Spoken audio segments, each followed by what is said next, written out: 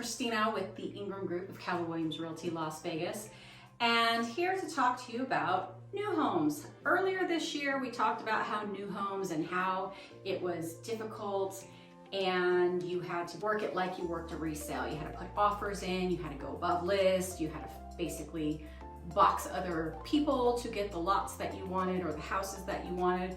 Well, the market is shifting or has shifted, so when it comes to new homes, we're a little bit back to normal when it comes to that. But wanted to just go over what to expect when you do go into a new home facility and want to purchase a brand new home. You have a couple of options. Many of the builders right now do have what they call quick move-in standing inventory. Their quick move-ins are pretty much anywhere from 30 days to 4 months. I know 4 months is not exactly a quick move-in, but in builder world it is. Because they've already started the home, they've most likely picked out all of the things that go in the home, and they're gonna be wanting to get those off their books as quick as possible. It could also be someone was building it and for whatever reason couldn't qualify. It could be the interest rates. They might have been able to go up, maybe they lost their job. Something happened where if someone was purchasing it for whatever reason, they couldn't go through with the purchase. So with that being said, I wanted to just make sure that you guys understand, when builders do have these quick move-in inventories, you do have a little more negotiating power and they're willing to do a little more, give a little more on those particular homes because they want to get them off their books basically. So they have, it's a cost for them at this point in time, so they want to move it as quickly as possible.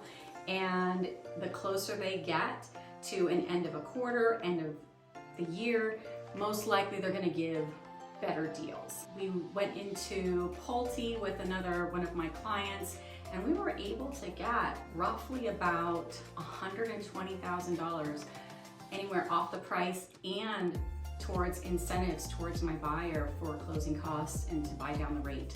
So there's lots of things that you can do with builders standing inventory or quick move-ins they like to call it. So you want to make sure when you go into a new home you look for that. Sometimes they may not have everything that you want, like they might not have the right cabinet color or whatever.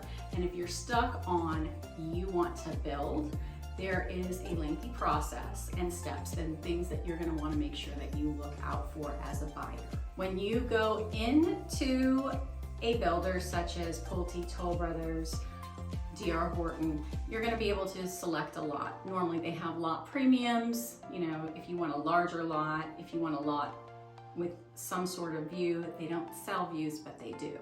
Because they do charge more with the ones that have a view, even though they say they're not selling views. You're going to select the lot that you want, and then usually on a new home, I'm going to say, with the exception of Toll Brothers is usually a build that's going to take anywhere from 12 to 18 months. It's a little higher end. They are considered a luxury home builder, so it's going to take a little more time because they are putting some of the better finishes in there, typically for their clients. The other builders, they're a little more of your working class America home builders. So basically they are typically going to take anywhere from 6 to most likely a year, depending on. So that's really where you can get into that time frame now where they're at production, when their release is, yada, yada, yada.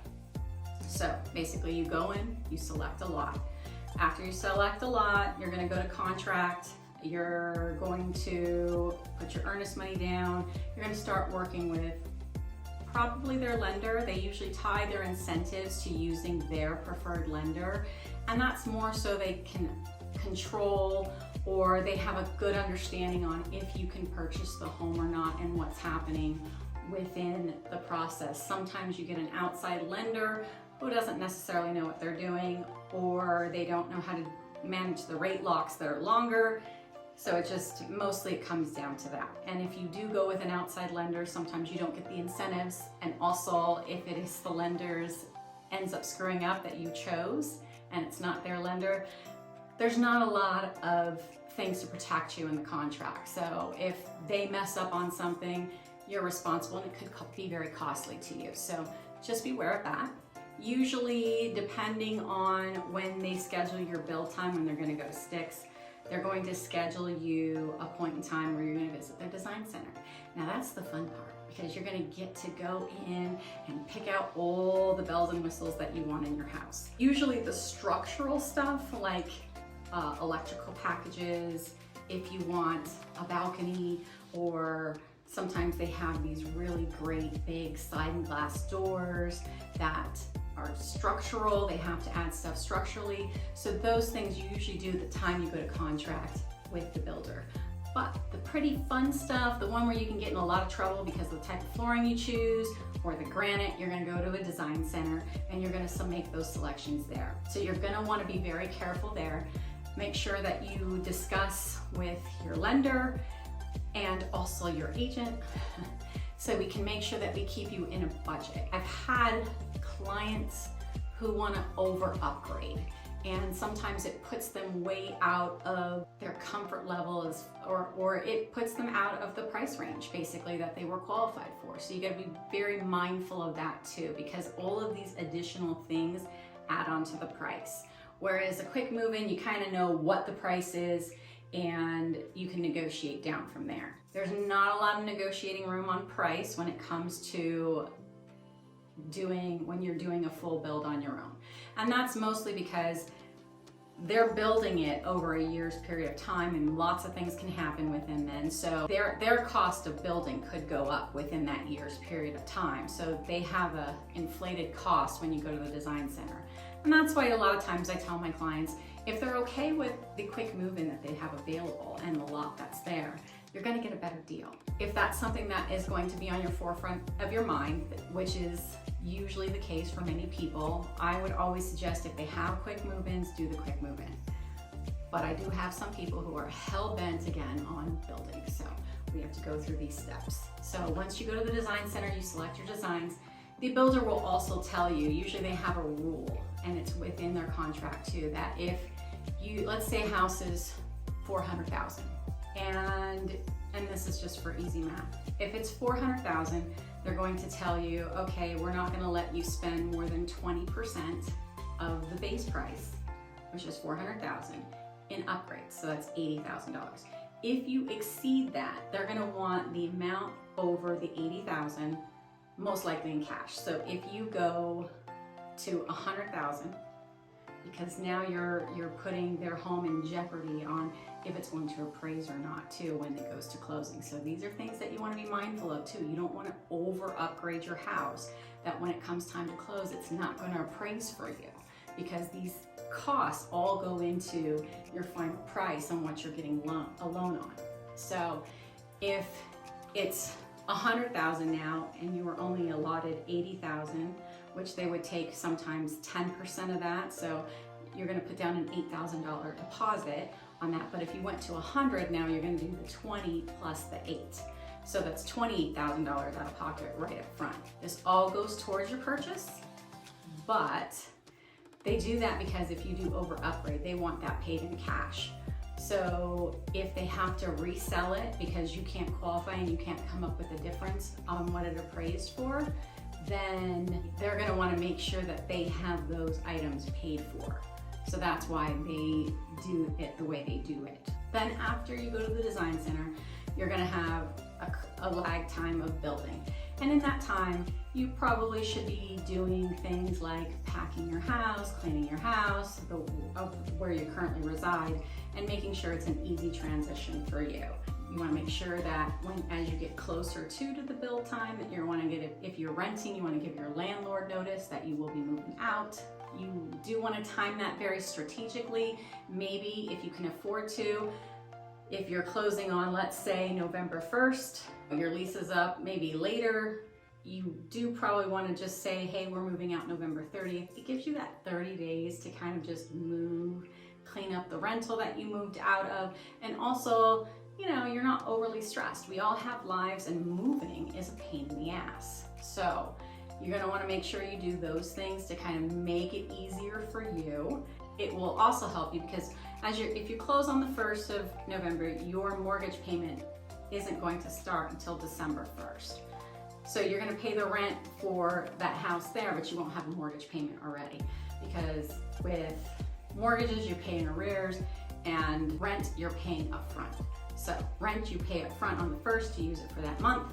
Mortgages, you use the month and then you pay it on the 30th. That's how it works. So also within that time that you're just sitting and waiting and doing these things that you're supposed to be doing, you're probably going to hear from your agent, if you have an agent, about every 30 days just to check in on you, make sure that you're not making any purchases like a car or a boat or anything until you close escrow on that home. That's the other thing. You don't want to make any major purchases.